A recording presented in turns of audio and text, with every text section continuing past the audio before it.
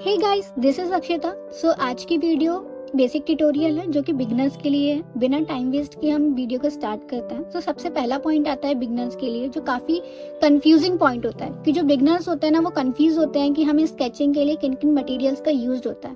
तो देखो, आप बिगिनर्स हो, आप बिगिनर्स के माइंडसेट से सोचो, ना कि प्रोफेशनली। बहुत बेसिक मटेरियल है जो कि आपके पास होना चाहिए और जो कि होता ही है। जैसे कि आपके पास एक पेंसिल होना जरूरी है, चाहे वो पेंसिल नटराज की हो, चाहे वो पेंसिल अप्सरा की हो। अगर आपके पास स्केचिंग पेंसिल है तो अच्छी बात है, अगर नहीं है तो बिल्कुल निराश होने की जरूरत नहीं है। एक पेंसिल होनी चाहिए, इरेजर होना चाहिए, आपके पास स्केल होना जरूरी है, आपके पास शार्पनर होना जरूरी है। और बाकी अगर आप शेडिंग वगैरह कर रहे हो तो ब्रश होना जरूरी है। काफी लोगों के पास ब्रश नहीं होता है, तो कॉटन तो खैर सबके घर में ही मिल जाता है, तो कॉटन वगैरह रखो। अब देखो, बात आती है ब्रश की।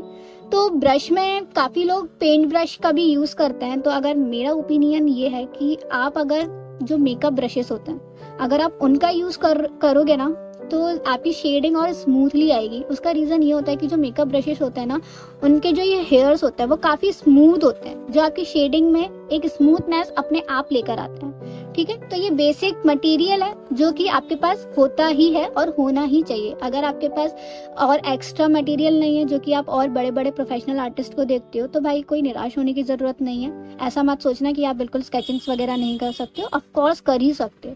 तो ये बेसिक मटेरियल है, आपके पास ये है तो आप बिल्कुल अपनी स्केचिंग को स्टार्ट कर सकते हो। ओके, सो नेक्स्ट पॉइंट होता है कि जो बिगिनर्स होते हैं ना, वो क्या मिस्टेक करते हैं। वो ये मिस्टेक करते हैं कि उन्होंने ये पेंसिल पकड़ी और उनको मान लो सर्कल बनाना है, तो वो बिल्कुल एक ही बार में सर्कल बनाने की कोशिश करते हैं, पर उनसे एक बार में सर्कल नहीं बन पाता, मिस्टेक हो जाती है। अब वो उसको रब करते हैं, रब करने पर उनके पेंसिल के स्ट्रोक्स नहीं जाते और उनके पेंसिल के स्ट्रोक्स दिखने लगते हैं। आप दूसरे पेज का भी यूज कर सकते हो, वो तो पता है, लेकिन हम क्यों पेज को बर्बाद करें, है ना। हमें पता होना चाहिए ना कि हम क्या मिस्टेक कर रहे हैं, तो हमें उस चीज को अवॉइड करना भी आना चाहिए। तो आपके लिए सबसे आसान तरीका यही है। हमें नहीं पता ना भाई कि कैसा एक बार में शेप बनेगा, हमें ये भी नहीं पता कि बनेगा भी कि नहीं बनेगा। तो उसके लिए सबसे इजी तरीका होता है कि आप पेंसिल को एक इमेजिन करके सर्कल बनाओ, ऐसे बार बार पेंसिल को चलाकर। ठीक है, हाँ, बहुत सारी लाइंस बनेंगी, पर आपका एक परफेक्ट सर्कल भी जरूर बनेगा। अगर आपको मान लो, जैसे ये मैं सर्कल बना रही हूँ, मैंने देखा कि अरे यार ये तो थोड़ा सा बाहर चला गया, ये सर्कल नहीं बनेगा, तो कोई बात नहीं ना, हम वापस से ऐसे करके ऐसे करेंगे, बार बार हम सर्कल बनाने की कोशिश करेंगे। जब हमारा ये पूरा जॉइंट हो जाएगा तो हम एक बार चेक करेंगे कि हमारा सर्कल सही बना है। अब देखो, आपको इस साइड देखेगा थोड़ा सा अंदर की साइड है, तो हम वापस से यहाँ पर ऐसे स्टार्ट करेंगे। ठीक है, हमारा इमेजिन वाला सर्कल तो बन चुका है। ठीक है, हमें लग रहा है कि हाँ ये सर्कल बना है। फिर आप उसके बाद एक डार्क शेड देना शुरू कर देंगे, एक डार्क स्ट्रोक करना शुरू करेंगे, जिससे आपको एक परफेक्ट शेप मिल जाएगा। और जो साइड में आपको लगता है कि पेंसिल निकली है, तो आप उसको रब करोगे ना, तो आपके स्ट्रोक्स नजर नहीं आएंगे। तो ये टेक्निक होती है परफेक्ट शेप बनाने का। तो बिगिनर्स, आप इनका यूज करो। ठीक है, ओके। सो नेक्स्ट पॉइंट है कि जो बिगिनर्स होते हैं ना, उनको नहीं मालूम होता है कि हमें पेंसिल को किस तरीके से होल्ड करना चाहिए। तो होल्ड करने के भी 3 टेक्निक्स होते हैं, तो मैं आपको एक एक करके बता रही हूँ। फर्स्ट टेक्निक्स है traditional grip. Traditional grip normally इस तरीके की होती है। हम कुछ भी लिख रहे होते हैं तो हम जिस तरीके से पेंसिल पकड़ते हैं ना, उसको बोलते हैं ट्रेडिशनल ग्रिप। ट्रेडिशनल ग्रिप हम जो भी स्केचिंग कर रहे हैं, कुछ भी शेप बना रहे हैं, कुछ भी ड्राइंग बना रहे हैं, वो सब के लिए यूज आ जाता है। सेकंड होता है ड्रमस्टिक ग्रिप। ड्रमस्टिक ग्रिप का पकड़ने का तरीका भी अलग होता है। ड्रमस्टिक का, ये पेंसिल है, पेंसिल को आपको ऐसे ले जानी है। ठीक है, ये वाली फिंगर को ऐसे रखना है और अंगूठे को और ये वाली फिंगर को हमें ऐसे अपोजिट में, इस तरीके से बोला जाता है ड्रमस्टिक। अब देखो, ड्रमस्टिक के ज्यादातर यूज होता है कि जो भी पोर्ट्रेट बना रहे होते हैं या फिर कोई कुछ भी स्केचिंग कर रहा होता है, जो ग्राफ में कर रहा होता है, जब वो ग्राफ लाइंस बना के कोई भी स्केचिंग या शेप बना रहा होता है ना, तो उसके लिए ज्यादातर यूज होता है, क्योंकि हम बॉर्डर या फिर आउटलाइन के लिए यूज करते हैं इसको। ठीक है, ठीक है, समझ आ गया। जो थर्ड टेक्निक है वो है paint brush grip. Paint brush grip बहुत ईजी है पकड़ने में। हम ट्रेडिशनल ग्रिप को इस तरीके से पकड़ते हैं, वहीं पेंट ब्रश को हमें इस तरीके से पकड़ना है, दूर से। हम कुछ भी पेंट करते हैं तो हमको दूर से पकड़ना होता है, ना कि इधर बिल्कुल पास से।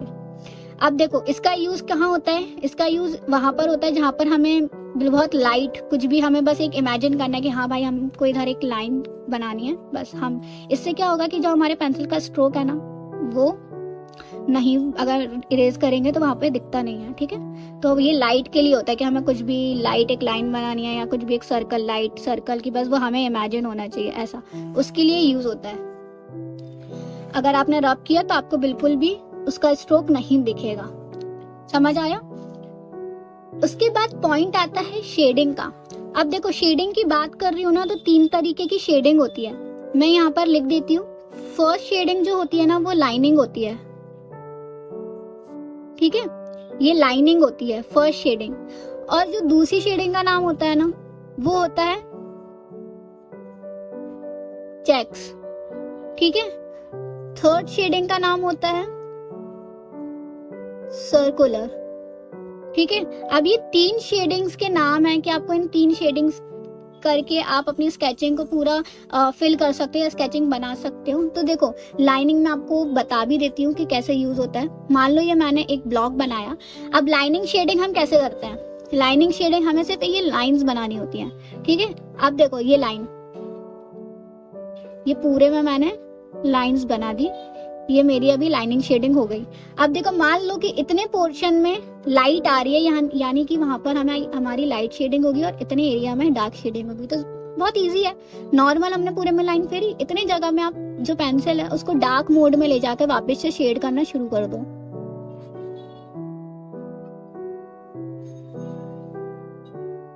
अब आपको डिफरेंस समझ आ रहा होगा कि इतने एरिया में क्या था, लाइट आ रही थी इसलिए वहां पर लाइट शेड है, इतना एरिया में डार्क था तो डार्क मोड है। अगर हम चेक्स की बात करें, ठीक है, चेक तो सबको ही पता है। वापस से हमने ऐसे लाइन खींची, लाइंस बनाई, इजी है। चेक कैसे बनेगा? हमने अब इस तरीके से हमें यहाँ से लाइंस बनाना शुरू करना है, ये चेक शेडिंग होती है। ठीक है, जो मैंने यहाँ पर बताया कि मान लो यहाँ पर लाइट आ रही थी तो लाइट शेडिंग है, अगर इधर भी हम देखें यहाँ पर लाइट आ रही है तो लाइट शेडिंग है। तो जो हमने यहाँ पर किया वही हमें यहाँ पर करना है, यहाँ पर हमें डार्क मोड में ले जाना है पेंसिल सारी इतने एरिया में। ये देखो आया समझ? अब थर्ड आता है सर्कुलर शेडिंग। सर्कुलर शेडिंग बहुत इजी है, हमें पता है ना, हमको कुछ नहीं आता तो हम ऐसे ऐसे ऐसे ऐसे ऐसे करते हैं, बस हमें यही करना है, पूरे में हमें इस तरीके से करना है। ठीक है,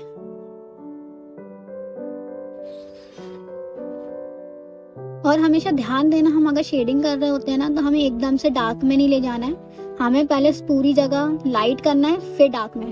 पूरे में शेड कर दिया, इधर सेम चीज हमें लेकर आनी है, यहाँ पर हमें डार्क चीज शुरू करनी है कि ताकि हमारा जो लाइटनिंग और डार्क मोड है वो अलग अलग विजुअल हो, इस तरीके से।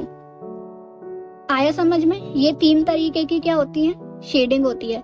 इसका बिगिनर्स प्लीज ध्यान रखो और ज्यादातर यूज इसका करना, लाइनिंग का, क्योंकि चेक्स में अभी आपको समझ नहीं आएगा और सर्कुलर में भी अभी आपको समझ नहीं आएगा। जब आप धीरे धीरे स्टेप बाय स्टेप आगे बढ़ने लगोगे तो फिर आप इन दोनों का यूज करना, ज्यादातर इसका यूज करना। ठीक है, ओके। सो लास्ट पॉइंट जो बहुत ज्यादा इम्पोर्टेंट है, जो हर बिगिनर करता है, जो कि एक टाइम पे मैंने भी की थी, वो ये थी कि हम कभी भी अपनी स्केचिंग्स को बिल्कुल बनाना शुरू करते हैं ना, बिल्कुल बैठ जाते हैं बनाना, तो बस हमने अपना शार्पनर उठाया, पेंसिल उठाई, शार्प करना शुरू कर दिया और हम अपने पेंसिल के पॉइंट को बहुत ज्यादा शार्प कर देते हैं, जिससे पूरा एकदम पॉइंट निकल आता है।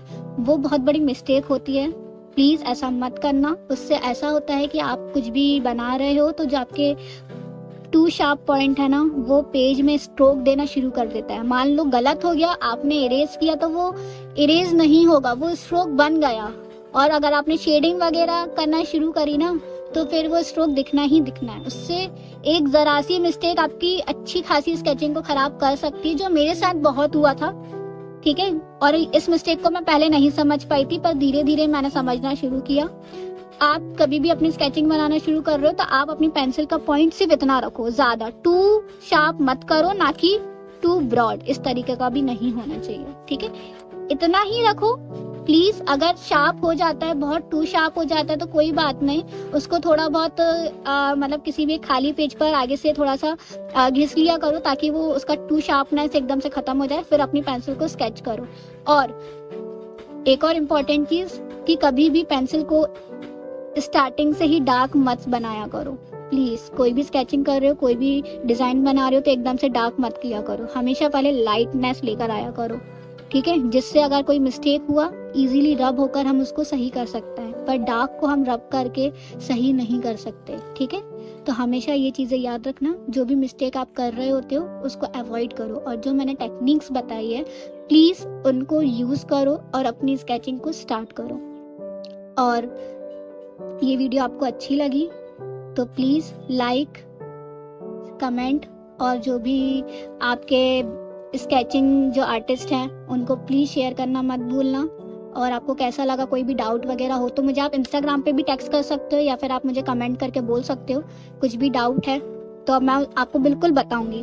और आज इस बार तो मैंने खैर ऐसा फर्स्ट वीडियो बनाया था, नेक्स्ट टाइम मैं और आपके लिए छोटी छोटी वीडियोस लेकर आऊंगी जो आपके लिए बहुत हेल्पफुल होगी। और प्लीज़ सब्सक्राइब करना मत भूलना। अगर आपको और टेक्निक्स जानना है या फिर और ट्यूटोरियल्स चाहिए, चाहे वो स्केचिंग से रिलेटेड हो या फिर किसी और चीज़ से रिलेटेड हो, लाइक मंडाला से रिलेटेड हो या फिर पेंटिंग से रिलेटेड हो, तो प्लीज़ सब्सक्राइब करना मत भूलिए। बाकी thank you so much video पूरी देखने के लिए। Bye bye.